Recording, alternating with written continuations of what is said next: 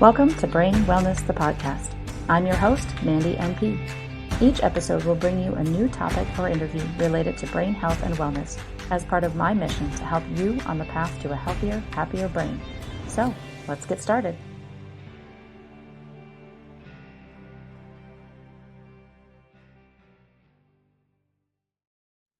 Hello, everyone, and welcome back to another episode of Brain Wellness, the podcast. My guest today is Chaandani Khan.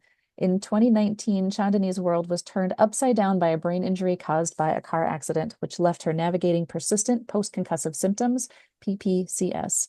Making tea, washing clothes, and sending emails became monumental challenges, and her familiar, fast-paced lifestyle appeared impossibly far out of reach.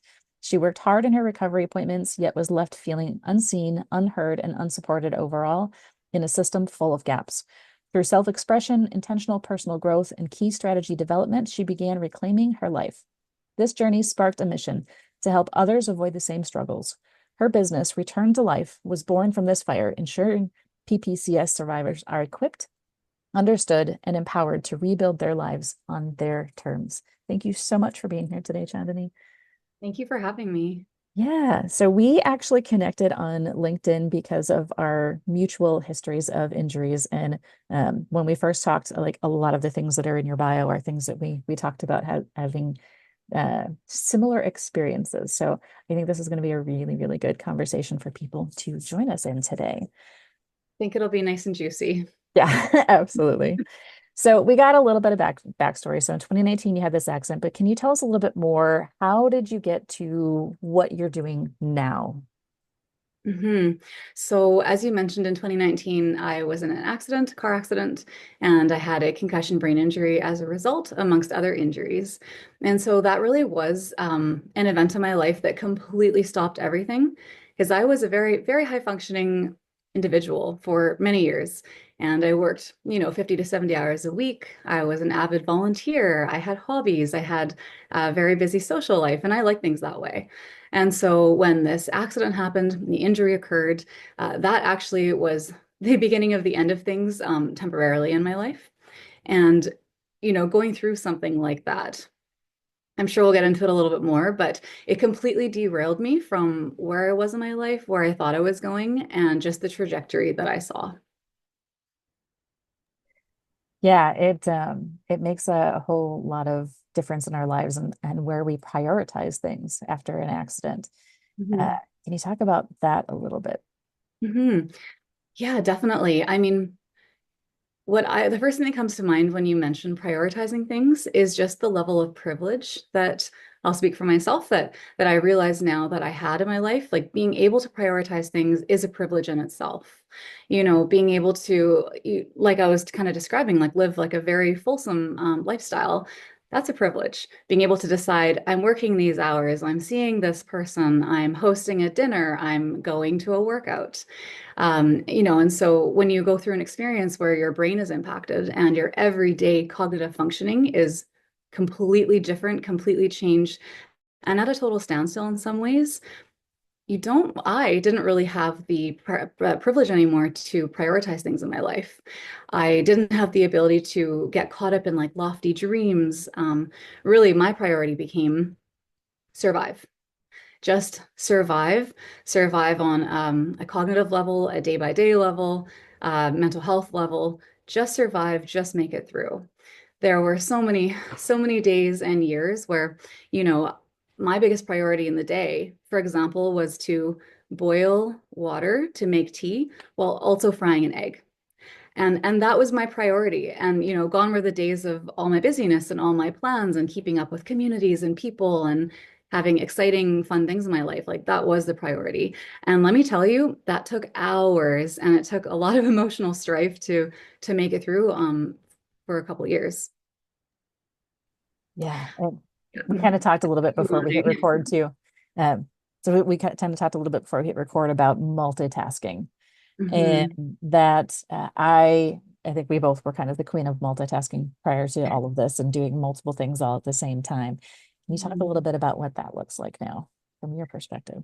Yeah, so I'd say that I went through different phases with it, which maybe you'll connect with as well. So, like you said, queen of multitasking, that was who I was. That's how I lived. It was something that I didn't really stop to think about. Again, the level of privilege that I had in my life to be able to operate that way and show up very successfully that way blows my mind to this day. So I went from that position to not being able to multitask.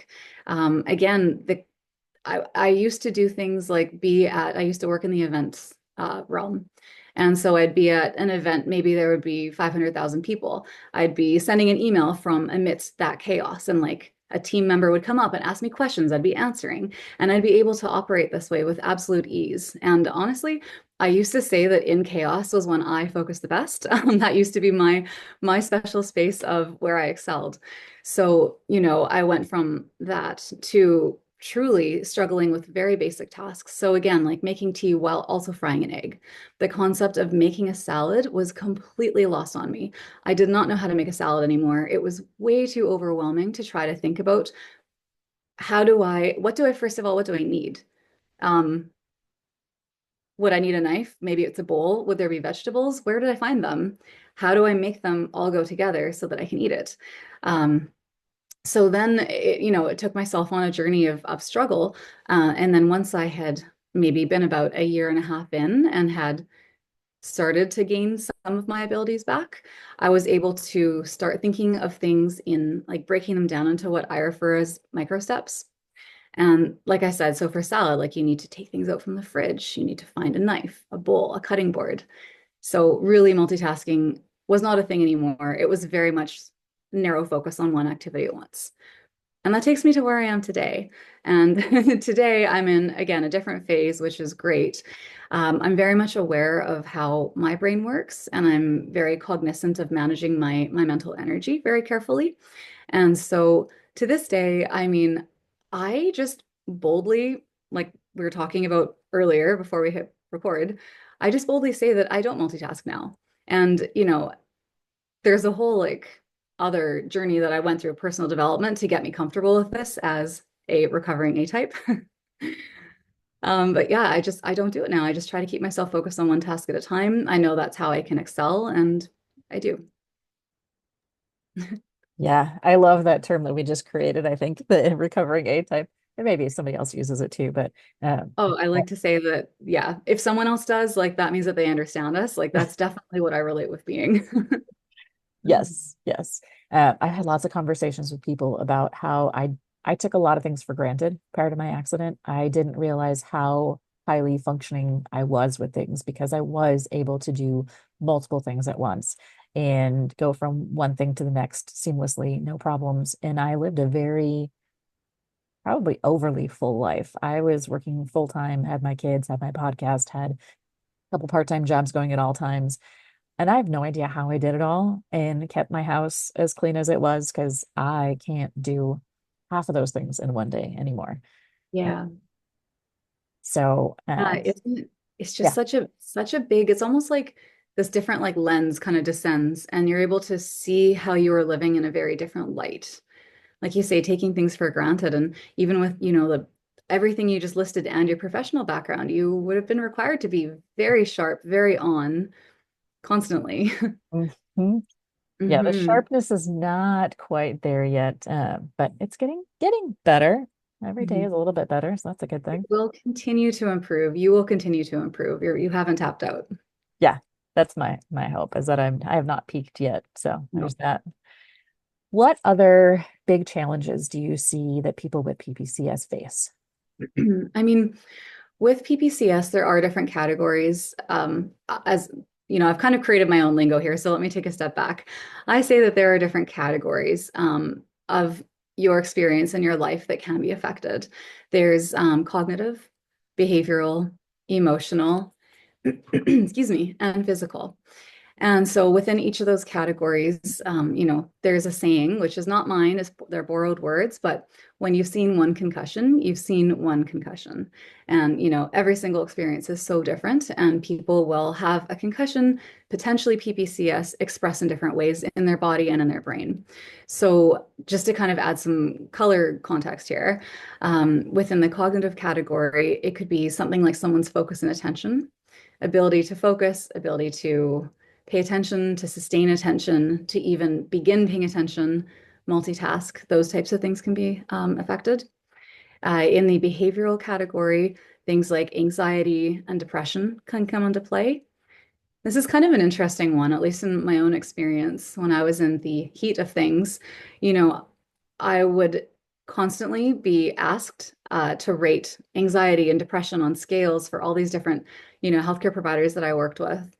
And I always used to say that I had a really hard time pulling apart, when your brain is injured, anxiety and depression are fairly common. Uh, I guess, what is the word I'm looking for? Experiences that can follow, but also going through a life experience where you're completely derailed from who you were, any dreams you had, where you thought you were going, and what you wanted, that can also cause anxiety and depression. So, a note on that. The third category would be physical, and this could be something like experiencing heart rate variability after a concussion. This could be due to the gut-brain axis. Sometimes people experience a lot of digestive issues, which is something that just blew my mind. I just don't think it's talked about enough, amongst many other symptoms, we'll say, and bodily systems that are affected. And the final category is emotional. And an example would be experiencing emotional dysregulation. So that's something that, again, was very foreign. It was a foreign concept to me until I went through this experience and this injury. And that could be that in the middle of talking, like right now, I could burst out crying and feel so devastated and then not be able to calm my system. And then maybe from that, then I start breathing too fast. And then maybe I'm panicking and I don't even know why it's happened. So that's just some to kind of fill in some of the blanks. Now, this isn't, again, every single person. This isn't every single case. And there are far more experiences to be had, different bodily systems affected, different types of symptoms.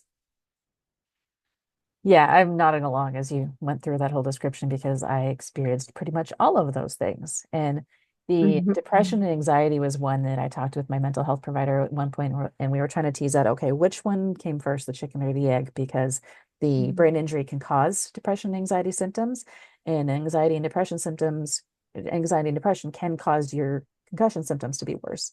Mhm. So what's the actual cause here sometimes? And it's just such a messy ball of string, so to say, where everything is kind of intertwined in some way. And yeah, Yeah. Yeah. yeah. As with everything else in neurology that I've always said, it's not black and white. It's all gray matter. Uh, Pun play a joke on appreciated. that one. Pun intended, 100% on that one.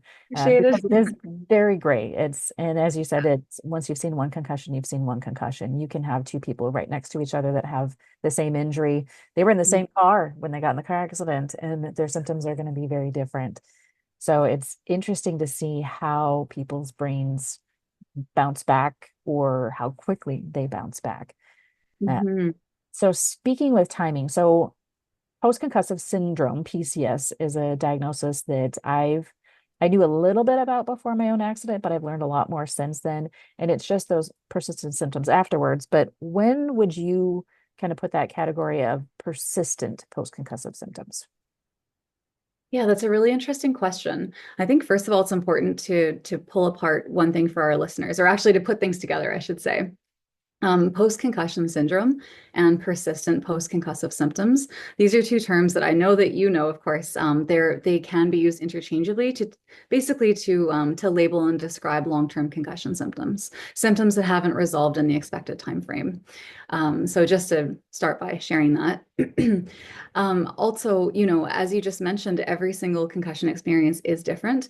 And, I think that, well, I find in my experience, as well as the thousands of people that I'm connected with, as well as current research, that it's subjective. So the majority of concussions, research wise and medically speaking, my understanding is the majority of concussions do recover and they do resolve. Symptoms do resolve within a few days to a few weeks. That's considered like a normal time frame. Once you are experiencing concussion symptoms at a period of approximately 3 months going forward into more months, into multiple years, and so on and so forth, that's when it's kind of considered to be in the persistent category. So it's not an exact science. It can't be broken down to an exact number. Yeah, and I know years ago when I first started in medicine, we had categories that we would talk about concussion ratings, one, two, and three, I think they were. Yeah. And then now we use the more terms like mild, moderate, severe. But even Mhm. those are still pretty subjective because you Mhm. only fall into that severe category if you had a head bleed and you were in an ICU. Mhm. Otherwise, the mild and moderate are more on whether or not you lost consciousness or how Mhm. long supposedly your symptoms last. But even somebody with a mild TBI, which is a concussion, can still Mhm. have these persistent symptoms. So it doesn't Mhm. really seem mild. Look at it that way. No, I can't wait till the day when we eradicate the mild descriptor from that because it truly isn't a mild experience. Um, and I think that that over the years has led to a lot of these antiquated beliefs that are still very much around and alive and kicking around about, just a bump on the head, just seeing stars, just get back in the game, or just shake it off. Just rest for a couple days, you'll be fine. So I really can't wait till, we have more and more conversations like this. And, research and conversation are steadily on the rise, which is really exciting. But I think it's actually having these discussions like we're having, really boldly putting this out there from lived experience. I think that's what it's going to take. And a lot of us banding together to continue telling our stories and experiences to be able to change from the mild descriptor. Yeah. I know that was a conversation. So I'm on the planning committee now for the Minnesota Brain Injury Alliance conference that we're having in April. And Yeah. that's one of the things that we plan on talking more about is kind of what falls into the diagnosis. How do you get there? How do we change the terminology on it? And when can we get away from these descriptors? Because it doesn't make sense. I am so excited that that is a topic of discussion. I can't wait to, I don't know, either be there or listen to highlights. I'm actually, I feel like overjoyed to hear that because this is something that will make such a big difference in the experience of so many people. This is for people who are living the experience, both from a level of validation and also deepened understanding of what their body's going through, and also for people who are on the outside of the experience. Perhaps they're a caregiver, or perhaps they're medical staff, or perhaps they're someone who just hears it or scans it in a news article. And it's just all about getting this re-education out there. Yeah. Yep. So that's my mission now, and my kind of big thing that I'm working on as well is just trying to get more information out there and get more people knowledgeable about it. That's why I have more topics like this on the podcast. That's why when I could, I published a book about my first year after recovery because it's especially coming from the perspective of being a healthcare provider. I thought I knew Mhm. so much, and then learning what I did through the experience. Uh, Mhm. it's pretty raw book, and I shared a lot of really real emotions in it that uh, Mhm. I I've just felt the need to do that to share that as well. And if it helps a couple people, great. But getting Oh out my the gosh. conferences, getting out the national conference that's coming up in DC in uh, Mhm. March, that's things Mhm. like that to get more information out there. And then banding with people like you over LinkedIn. I've made so many connections with different people in the concussion realm that just trying to make things better.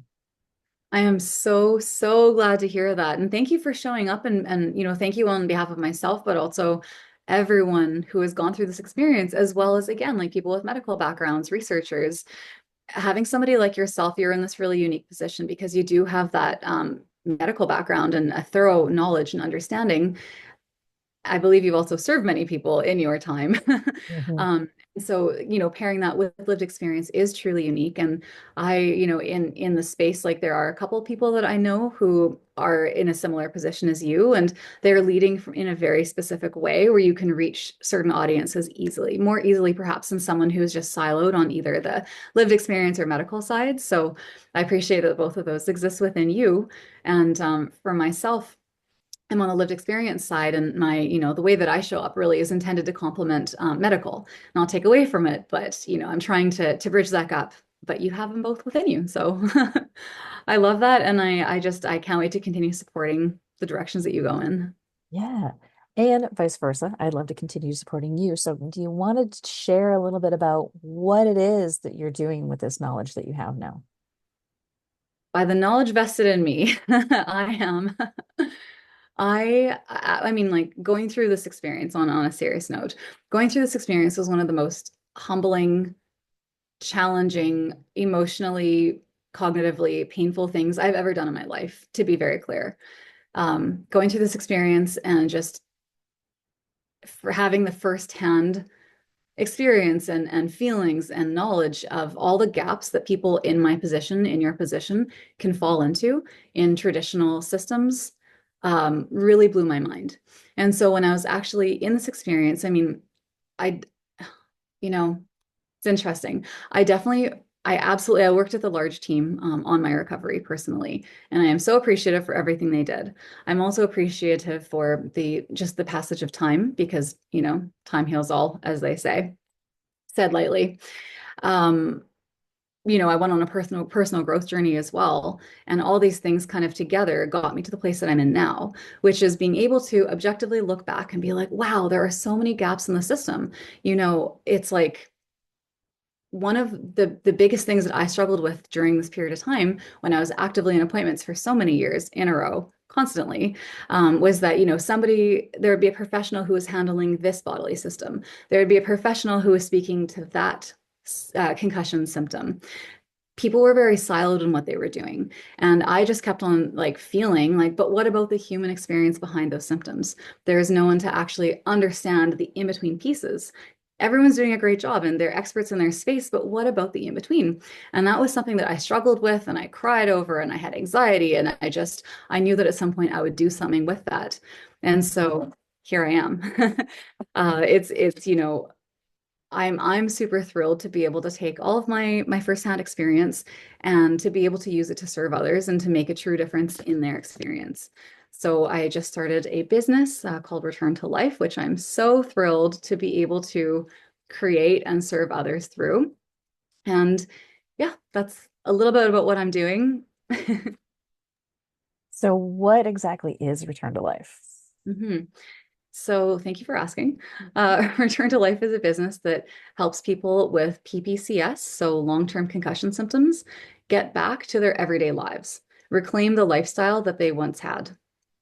So specifically what I do is I help people understand their mental energy and what's happening in their brain, and then be able to optimize how they are showing up in their days to be able to do multiple things at a time, not multitasking. I should say multiple tasks or activities in a day, or to get back to specific activities that they miss. Maybe it's a sport, maybe it's reading books, maybe it's attending events once a week, so on and so forth. And that's what I'm doing. It's this one piece of the puzzle that, in my experience, and in hundreds and if not thousands of people that I've heard from and spoken with, that's missing. That's the piece that, there are so many incredible people and professionals who are serving and helping people heal in so many ways. But the human experience part, I always thought, like, what if something in the human experience is actually impeding recovery and no one is looking at that? And so that's where I come in. And, I'm able to also deeply understand people, which, unless someone has a therapist or registered clinical counselor who has lived the experience, that is really hard to come by. So it gives me, I feel very privileged to be able to hold this space for people and help them get on track, understand what's going on, and really optimize their functioning. Yeah. And is this local, virtual? How are you working it? It's virtual services. I am serving people in Canada, people in the US. Ideally, my vision is to serve people worldwide because brain injury is not geographically limited. This affects people absolutely everywhere. So that's the overall vision. Awesome. Awesome. Um, do you have like one or two things that you would recommend people do if they think they might be suffering from PPCS? hmm I'd say the first thing that I would tell people if you are actively struggling with long-term concussion symptoms or PPCS, or if you suspect that you're not quite sure, the first thing you need to know is that you are not alone. This experience can be extraordinarily isolating and very, very lonely to go through. So, number one, just know you're not alone. It's actually very common. It's much more common than we talk about. It's much more common than right now I think we give it credit for.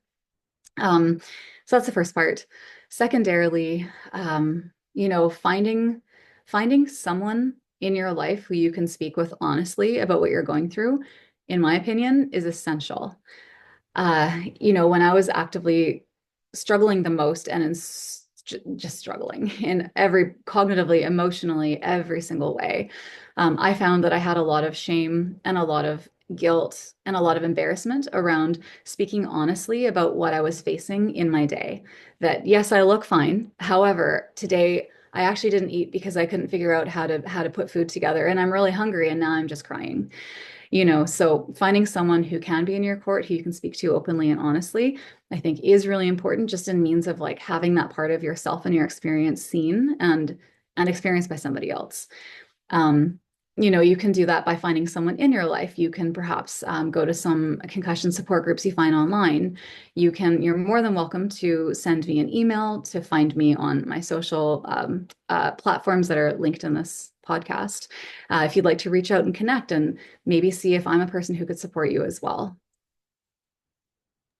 Yeah, I found that I wasn't quite ready for the support group idea yet, even a year and a Mhm. half. Actually, I'm 20 months in now. I'm counting it Wow. in terms of toddler times. Uh, Mhm.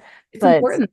it is. Mhm. But I do have, unfortunately, a good friend who got in a car accident shortly after I did, and she and I kind of have our own little support group. We do regular Zoom meetings with each other or FaceTime and have a virtual coffee, and we talk about just our frustrations because we have that same or similar lived experience and Mhm. we understand each other. And it's because it is important to talk to somebody who understands. Um, Mhm. just finding somebody that's close to you, it might be good to just verbalize your frustrations, but Mhm. unless they've been there, they're not going to understand. That's exactly the issue. And I'm sorry to hear about your friend's experience and yours, but I am glad to hear that you have each other and that you've formed that supportive, session that you have together. That's exactly it. And people are absolutely screaming to be heard. People are screaming to be understood.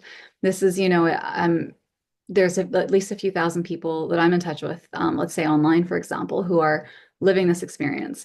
And that constantly comes up. People use different words, different ways of expressing it, but it's very isolating, and you feel like there's a wedge driven between yourself and the outside world, and yourself and even your closest loved ones, which is a very deeply painful experience because, again, visually, there's not necessarily anything for someone who hasn't lived it to focus on. So you look like yourself. Why aren't you acting like yourself?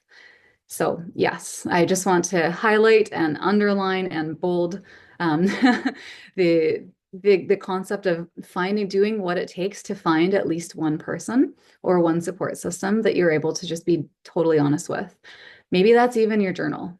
Maybe it's that you actually just write it down, because that act in itself can be very intimidating, but with practice, it really is helpful from a mental health perspective.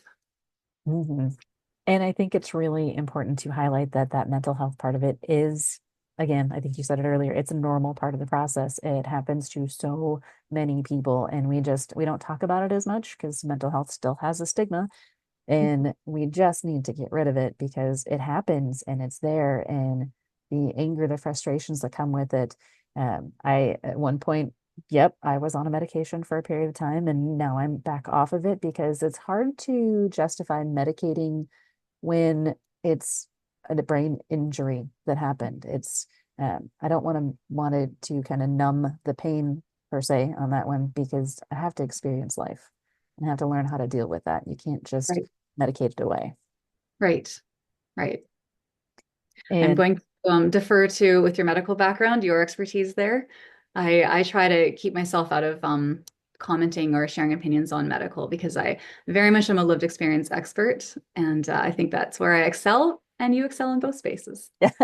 medications are always they're important. They play a role. But I think in our society we jump to them almost more often than we should, and we don't try to deal with the cause of those symptoms. Why are you feeling the way you are? What can we do about why you're feeling that? And that's part of what I'm hoping to help educate people on, is just trying to find the why, because that's always been my practice to do that. That's really interesting. Like Mhm. that level of introspection that it asks for. Mhm. Mhm. And then a couple weeks ago, I talked on the show about how I think it's really underdiagnosed concussions. So you had said earlier that most people do recover within a matter of weeks. And yeah, that's what they say in the research. I think 28 days is kind of what they say most people recover to. But a lot of people don't even realize that they had a concussion. A lot of people Hmm. still think that you had to hit your head or you had to lose consciousness in order to have a concussion or a TBI, when neither of those are the case. You don't have to hit your head, you don't have to lose concussion. So I think so many people are out there without a diagnosis and they don't even know why they have these symptoms. And it might be PPCS that they're experiencing, but they don't know that that's the case because they didn't put two and two together with the accident and when their symptoms started. Exactly. Exactly. And I mean, I've come across this really often. I've often had these conversations just because now I'm so passionate about this topic and about changing the conversation around PPCS, around concussion, re-educating the general public, all these things. There's, a handful of friends of mine grew up playing hockey, for example. I'm not coming for hockey. I'm just using it as an example. Yeah. And these are men, and multiple friends will report having ADHD. And, out of curiosity, I'm like, oh, yeah. I'm like, yeah, I'm glad people are talking about it more. Like, thanks for sharing. Out of curiosity, did you have that when you were younger? Did you have that before hockey? And it's been so interesting having these conversations and just kind of exploring with people because, again, I'm not here to give someone a medical diagnosis, but I know the concussion space and I know the PPCS space. And there is a lot of crossover with something like ADHD symptoms and concussion symptoms, for example.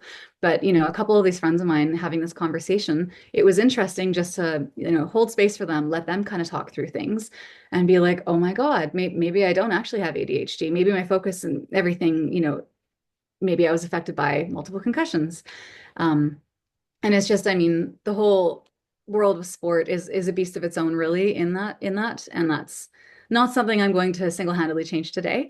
But I will say that whether it's sport or it's people like myself who where it wasn't a car accident or it's a slip and fall or if it's, another sort of everyday life cause of the accident, people don't know that either. And what I really relate with is that even at this point, like I have recovered, in a lot of ways, a lot of bodily systems are functioning better, but I still do face some struggles. And because of my strategies, and I'm able to live a life of freedom. However, the concept of just getting used to what you're struggling with and just kind of making that your normal, I understand that. And I think that's exactly what you're sharing, that maybe people just get into a normal groove, but perhaps if they seek support for PPCS or for concussion, they could actually change some of those things and therefore have a much easier existence. Yeah. And there's no time frame for healing. We're both over a year out from our accidents and we're still getting better every day. And I used to work in the stroke world for so many years and I was always telling people then too, there's never an end time for when your healing stops. You can continue healing as long as you're still working on it. And it's the same with a head injury. As long as you're continually working on it, there will be room for improvement. Um, Mhm. you may or may not get back to where you were prior to the accident, but even if you don't, sometimes that's okay too, because I've realized that I don't necessarily want to go back to that same busyness that I had prior to my accident either. And so it's not always a bad thing. Sometimes you learn some things about yourself in the process. Okay, I just got goosebumps. I'm so glad you just said that. That's a whole other can of worms, which I'd love to dive into with you.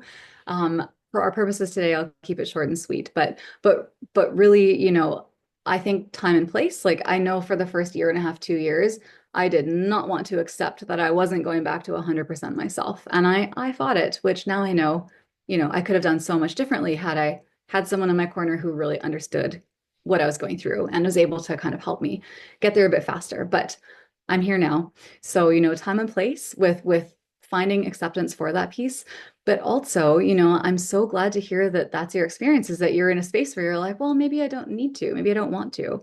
I am 5.5 years out from my injury. And, even a few years ago, I just started thinking like, wow, like this is my life now. And, it's been, like I said, so deeply painful. And I wouldn't want to go through the same experience again. But the learnings that I was able to take and the gift of being able to recreate my life with intention has it's just invaluable. So I'm really happy with where things are at right now, and I wouldn't necessarily have changed if life hadn't just taken it all at the same time from me. Yeah, sometimes it's very unfortunate to have a tragic thing happen to force you to make some changes. And I've seen that way too many times in the hospital when people have serious health concerns, and that's when they finally decide to make some changes. It's unfortunate that we have to get to that point, but in some ways, it's a good thing too, because it does make you think, and whether it's a privilege or not, it forces you to reprioritize your life. Absolutely. Well said. Mhm. So for the sake of time frame, I've got your contact information that I will put down in the show notes so people can find you email, um, was it LinkedIn and Instagram now coming up here for you too. Any last words that you'd like to share with our listeners before we wrap up today? Hmm. I would just like to say to listeners, if you or a person you know has a concussion and or PPCS, or if they think they're struggling, please do just, start talking about it, either yourself or ask them some questions if they're comfortable. I'd be more than happy to hear from you if you'd like to connect for a free consultation, just to see if what you're going through is something that I can support you with. Please reach out and let me know. Also, I am so privileged to be tapped into such an incredible network of people like yourself, Mandy, and others who do serve the concussion and PPCS space in different ways. And I would love to, make a suggestion or a referral if possible, if I see that someone can serve a very specific need. Awesome. I love that we can all connect and try to make things better for others who are coming up in our where our shoes have been. I'm not going to say in our shoes, but where our shoes have been. So it's a great pairing for this. Thank you so much for being here today, and thank you for sharing your knowledge moving forward. Thank you for having me. Thanks for tuning in to this episode of Brain Wellness, the podcast. If you enjoyed this episode, I encourage you to subscribe, like, and share this with others to help me continue on with my mission to help people live healthier, happier lives. Go to www.brainwellnesssolutions.com to see what I'm up to and get links to all the social medias there. See you next time.